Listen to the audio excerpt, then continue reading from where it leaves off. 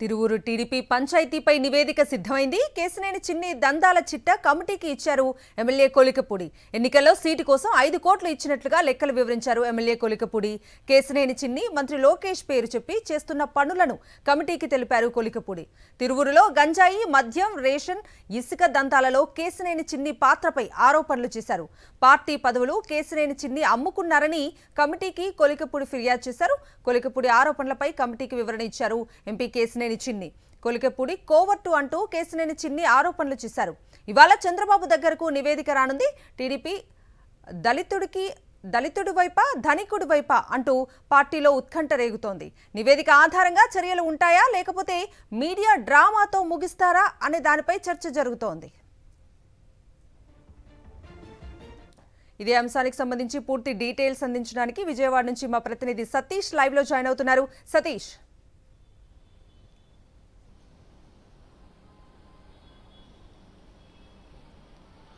కవిత, తెలుగుదేశం పార్టీలో తీవ్ర కలకలం రేపినటువంటి తిరువూరు పంచాయతీ పైన ఆ పార్టీకి సంబంధించినటువంటి క్రమశిక్షణ కమిటీ నివేదికను సిద్ధం చేసింది. ముఖ్యంగా తిరువూరులో తెలుగుదేశం పార్టీ ఎమ్మెల్యే అయినటువంటి కొలికపూడి శ్రీనివాసు, అదేవిధంగా విజయవాడ ఆ లోక్సభ సభ్యుడు కేసినేని చిన్ని మధ్య వివాదం తారాస్థాయికి చేరింది.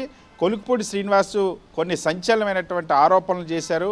ఆ ఆరోపణలకు సంబంధించినటువంటి నివేదికను, వాటికి సంబంధించిన ఆధారాలను హార్డ్ డిస్క్, పెన్ డ్రైవ్లో వేసి మరీ క్రమశిక్షణ కమిటీకి అందించారు. ముఖ్యంగా కొలికపూడి శ్రీనివాసుల దగ్గర కేసినేని చిన్ని తెలుగుదేశం పార్టీ టికెట్ కోసం 5 కోట్ల రూపాయలు తీసుకున్నది. ఇప్పటికే గతంలోనే కేసినేని చిన్నికి నగదు ట్రాన్స్ఫర్ చేసినటువంటి బ్యాంకు లావాదేవీలకు సంబంధించినటువంటి డాక్యుమెంట్లను, అదేవిధంగా మరికొన్ని నగదు అందజేసినటువంటి వివరాలన్నింటినీ కూడా అందించారు క్రమశిక్షణ కమిటీకి. దాంతోపాటు తెలుగుదేశం పార్టీ అధికారంలోకి వచ్చిన తర్వాత గత 14-15 నెలలుగా అక్కడ ఎమ్మెల్యేను కొలికపూడి శ్రీనివాసుని పక్కన పెట్టి ఆయన అనగదొక్కడంతో పాటుగా అక్కడ దందాలు ఏ విధంగా చేస్తూ ఉన్నారన్న అంశానికి సంబంధించి కూడా ఆధారాలు ఇచ్చారు కొలికపూడి శ్రీనివాస్. ముఖ్యంగా తిరువూరు నియోజకవర్గంలో రేషన్ మాఫియాకి సంబంధించి గంజాయి ఆ రవాణా కూడా ఆ కొలికపూడి మనుషుల ద్వారా, ఎవరైతే కేసినేని చిన్ని తన మనుషుల ద్వారా చేస్తున్నారని చెప్పి ఆరోపించారు.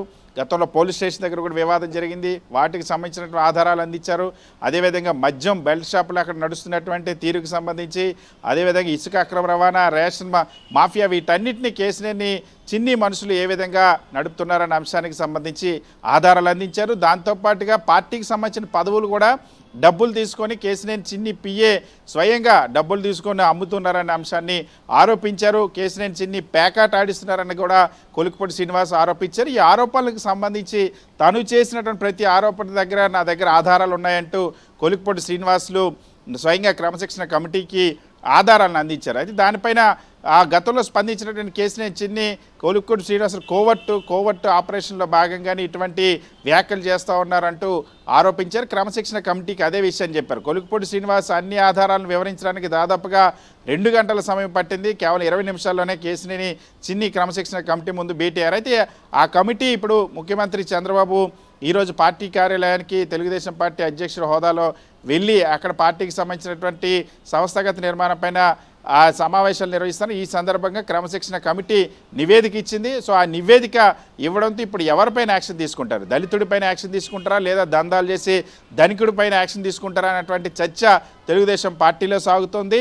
సో ఎటువంటి చర్య తీసుకుంటారు? ఏమైనా యాక్షన్ తీసుకుంటారా, లేకపోతే ఎప్పట్లాగే అనేక వివాదాలని మీడియాలో డ్రామా సృష్టించి ఆ తీవ్ర ఆగ్రహం వ్యక్తం చేశారంటూ కొన్ని లీకులు ఇచ్చి ఏ విధంగా అయితే వాటిని కప్పిపుచ్చారో ఇప్పుడు కూడా అదే విధంగా చేస్తారన్నటువంటి చర్చ ఉంది. అయితే ఈరోజు సాయంత్రం లోపు క్రమశిక్షణ కమిటీ ఇచ్చేటువంటి నివేదిక ఆధారంగా చర్యలు తీసుకుంటారనే చర్చ జరుగుతుంది. దానిపైన ఎప్పుడు నిర్ణయం తీసుకుంటారన్నది వేచి చూడాల్సిన అవసరం ఉంది. కవిత.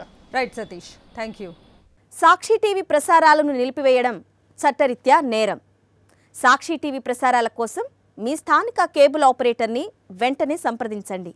డిటిహెచ్లో, ఇంటర్నెట్లో కూడా సాక్షి టీవీ ప్రసారాలను వీక్షించవచ్చు.